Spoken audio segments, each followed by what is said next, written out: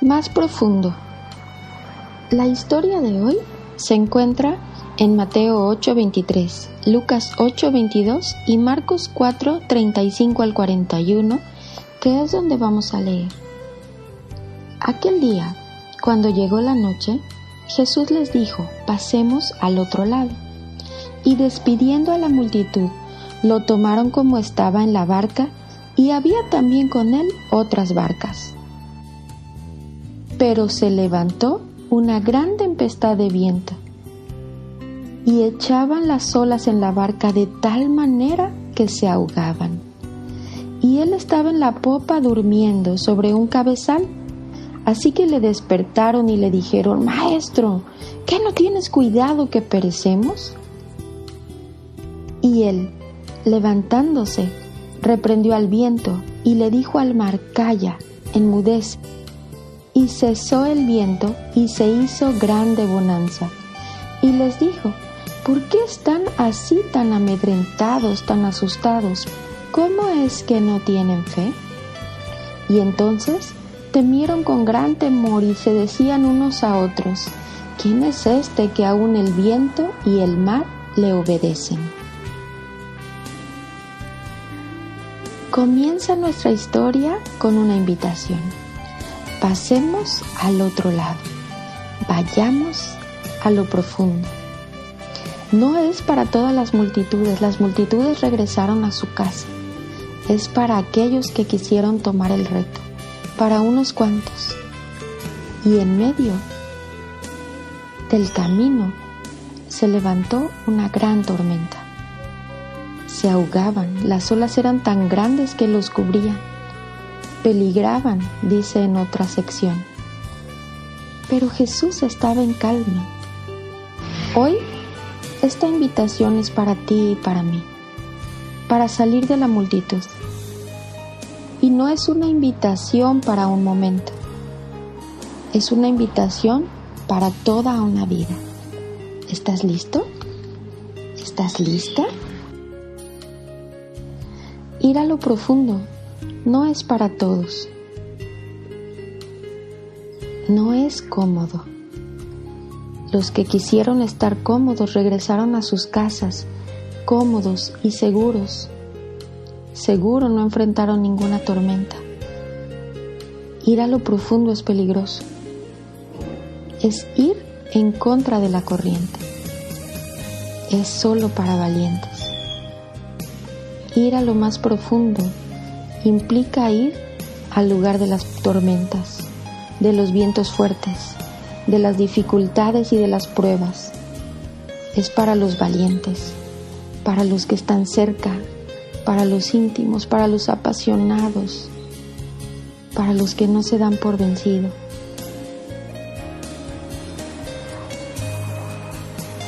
Esta, sin duda, no parece una invitación muy placentera.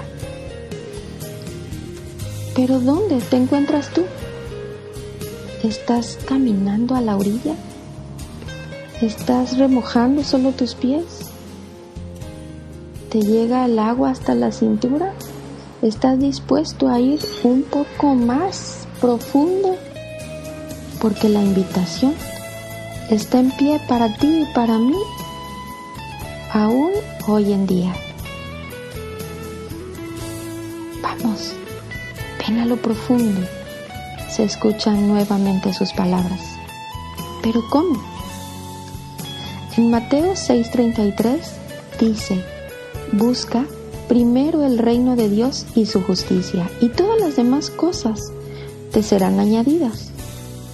Recuerda que podemos pasar toda la vida entre la multitud.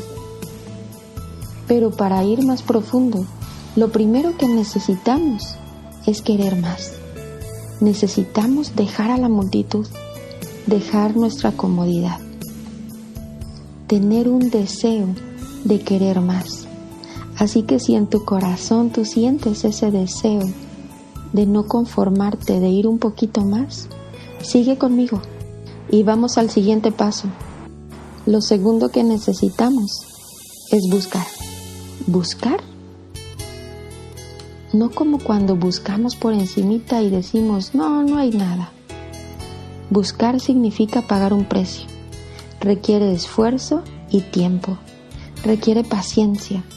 Requiere amor y entrega. Requiere cambiar tus prioridades.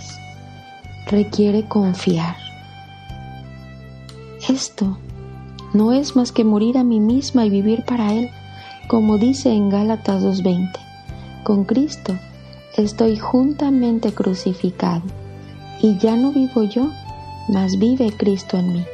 Y lo que ahora vivo en la carne, lo vivo en la fe del Hijo de Dios, el cual me amó y se entregó a sí mismo por mí.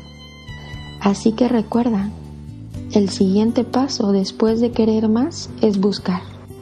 Dice Jeremías 29 del 12 al 14, me buscarás y me hallarás, porque me buscarás de todo tu corazón.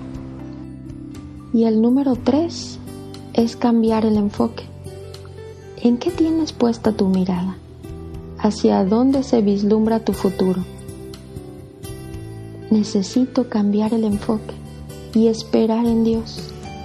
La definición de esperar significa tener esperanza de conseguir lo que se desea, creer que va a suceder algo, permanecer en un sitio, no actuar hasta que lo que espero suceda. Es poner mi confianza en alguien. Es saber que algo inminente va a suceder. Toda la definición de esperanza coincide con vivir en fe. Recuerda, como dice Hebreos 11:6, sin fe es imposible agradar a Dios. Así que, ¿cómo puedo ir más profundo? 1. Necesitas querer más. Salir de la comodidad, de la multitud. 2. Buscar hasta encontrar. Y 3. Cambiar mi enfoque para esperar en Dios. Ir más profundo no es una invitación cómoda. Decíamos que es ir al lugar de las tormentas, de los vientos fuertes, de las dificultades y de las pruebas. Y tal vez tú ya te encuentres en medio de una tormenta. Tal vez los vientos son demasiado fuertes. Puede parecer que tu barca o que tu vida está a punto de naufragar. Tal vez tu vida no es lo que soñaste, o tal vez todo está de cabeza. Pudieras pensar que todo está perdido. Puedes mirar a tu alrededor y pensar o sentir que no hay esperanza, pero no te rindas. En medio de la tormenta, allí, en tu barca, Dios está en calma. Él jamás pierde el control y nunca ha perdido una sola batalla. Él tiene un propósito para todas las cosas. Tiene cuidado de ti, pues a los que amamos a Dios, todas las cosas nos ayudan a bien. Recuerda que separados de Él, nada podemos hacer, como dice en Juan 15:5. No estás solo. Ahí en la tormenta Dios está contigo. Recuerda que el horno de fuego no tiene como propósito destruirte, sino hacerte más fuerte. Como dice en Isaías 43:2, cuando pases por las aguas, yo estaré contigo, y si por los ríos, no te anegarán. Cuando pases por el fuego, no te quemarás, ni la llama arderá en ti. Vamos más profundo. Es la invitación que está a nuestro alcance este día. Aún si estás ya en lo profundo, todavía hay más. Todavía hay cosas nuevas para ti. Ir más profundo. Decíamos que es morir a mí y vivir para Él. Y finalmente esperar en Él, que es vivir en fe. Y como dice en Hebreos 11:33, por fe conquistaron reinos, hicieron justicia, alcanzaron promesas, taparon bocas de leones, apagaron fuegos impetuosos, evitaron filos de espada, sacaron fuerzas de la debilidad, se hicieron fuertes en batalla, pusieron en fuga a ejércitos extranjeros, y aún las mujeres recibieron a sus muertos mediante la resurrección. Algunos fueron atormentados, no aceptando el rescate a fin de obtener una mejor. Otros experimentaron maltratos y azotes, algunos prisiones y cárceles. Fueron apedreados, aserrados, puestos a prueba, muertos a filo de espada. Anduvieron de acá para allá, pobres, angustiados, maltratados, de los cuales el mundo no era digno. Es tiempo de verte como Dios te ve, de verte a través de sus ojos. Y como dice en Isaías 60 del 1 al 2, resplandece, porque ha venido tu luz, y la gloria del Señor ha nacido sobre ti. Pues aunque tinieblas cubren la tierra y obscuridad las naciones, sobre ti amanecerá el Señor, y sobre ti será vista su gloria. Así que tomemos el reto de aceptar la invitación de ir un poco más profundo. Hace ya muchos años Dios presentó esta invitación a mi vida.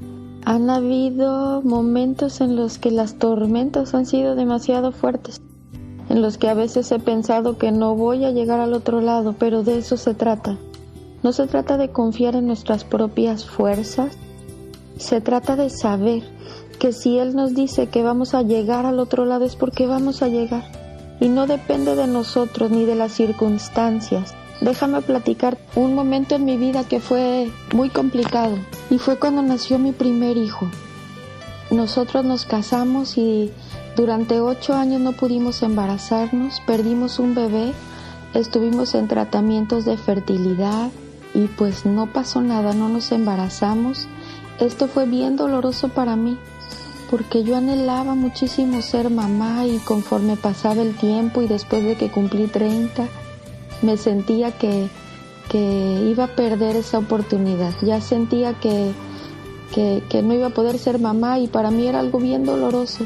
Se convirtió en un pesar hasta que llegó un momento, después de los tratamientos de fertilidad, que mi esposo y yo decidimos que ya no íbamos a continuar con eso, pues que yo le dije a Dios: Señor, ayúdame, porque me cuesta muchísimo trabajo pensar que no voy a ser mamá. Y yo veía a mis amigas y a mis hermanos que tenían a sus bebés y me dolía en mi corazón pensar que yo no podría ser mamá. Fue un tiempo de lucha yo con Dios, de rendirme y decirles: bueno, ayúdame a aceptar tu voluntad. Ayúdame a estar contenta. Si no voy a ser mamá, está bien, pero tú ayúdame a tener contentamiento, que tú seas suficiente para mí. Y llegó un momento en el que así fue, en el que Dios puso una paz que no te puedo describir. Que llegó un momento en el que ya no tenía esa angustia o esa ansiedad de que pasara el tiempo y yo no pudiera ser mamá.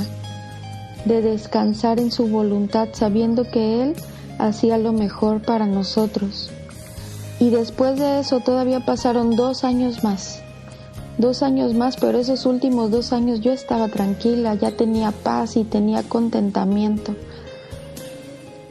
Y después, sin ningún tratamiento ni nada, a los 2 años estaba embarazada de mi primer bebé. A los 3 meses tuve una amenaza de aborto.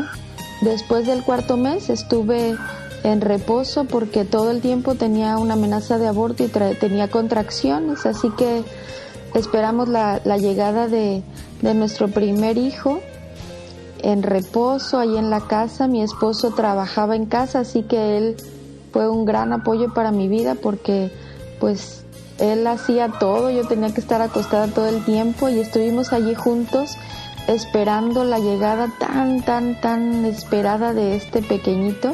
Nos mandaron a hacer un estudio cuando tenía yo 8 meses, 35 semanas, para ver cómo estaba el bebé, y cuando fui a hacerme el estudio, me dijeron las enfermeras: no señora, sabe que su bebé ya va a nacer. Y yo le decía: no, ¿cómo puede ser? No, mañana regresamos. Y me decía: no señora, su bebé va a nacer en unas horas. Y así fue. Nació Mateo, tuvo sufrimiento fetal cuando nació, le faltó oxígeno, nació moradito. Y bueno, pues nació a la 1 de la mañana de un 30 de marzo. Al siguiente día nos dijeron los doctores que estaba en la incubadora y que tenía taquipnea, no lo podíamos no lo podíamos ver. Al siguiente día nos dicen que tiene neumonía. Al siguiente día deja de respirar y lo conectan al respirador. Al siguiente día se le paralizan los intestinos y el estómago, ya no podía comer. Al siguiente día ya lo quitan del respirador, pero nos dicen que tiene un soplo en el corazón. Y así, cada día que pasaba la noticia el diagnóstico era peor y peor y peor. Y bueno, pues yo recuerdo que llegué a mi casa sin mi bebé y sin mi panza y después de tanta ilusión de esperarlo y de que esto sucediera, que yo me acuerdo que me senté en la cama llorando y mi esposo me dijo, no, este bebé es un regalo que Dios nos ha dado y vamos a pelear por él y no nos vamos a dar por vencido. Y a partir de ese momento, la verdad que me dio mucho ánimo mi esposo y tomamos el reto de creerle a Dios en medio de esta gran tormenta.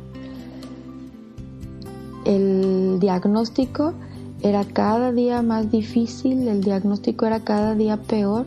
Sin embargo, a partir del 10º día nosotros íbamos y orábamos y le hablábamos a Mateo, que significa regalo de Dios, ahí en el hospital, y apenas podíamos tocar su manita y le hablábamos y orábamos y le contábamos cuentos y le cantábamos alabanzas y orábamos por los demás chiquitos que estaban allí en la sala. Y a partir del 10º día, así como Mateo cada día iba más mal y el diagnóstico era peor, a partir del 10º día el diagnóstico fue mejorando hasta que el día 15 lo dieron de alta.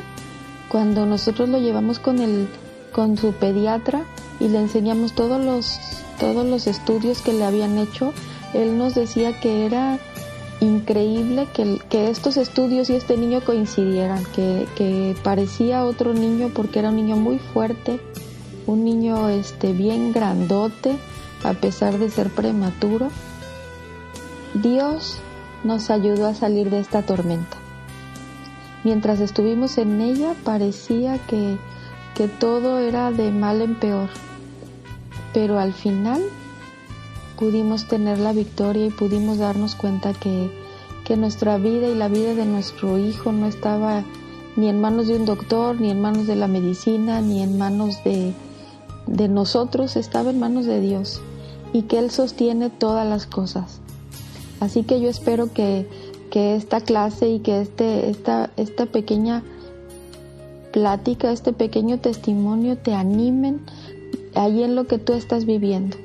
No nada más a saber que Dios está en la tormenta contigo, sino a tomar el reto de ir más allá. Necesitamos tomar el reto de poner a Dios primero, de buscarlo, de ser más tenaces en encontrarnos con Él, porque en la medida en la que nos encontramos con Él, nosotros vamos a poder dar a nuestros hijos de Él. Y para terminar, quiero platicarte este versículo que encontré en Isaías 43, del 5 al 7. Yo soy el Señor, y no hay Dios fuera de mí. Yo te ceñiré, aunque tú no me conociste, para que sepas que desde el nacimiento del sol hasta donde se pone, que no hay más que yo. Yo, el Señor, no hay más que yo, que formo la luz y creo las tinieblas, que hago la paz y creo la adversidad. Yo, el Señor, soy el que hago todo esto.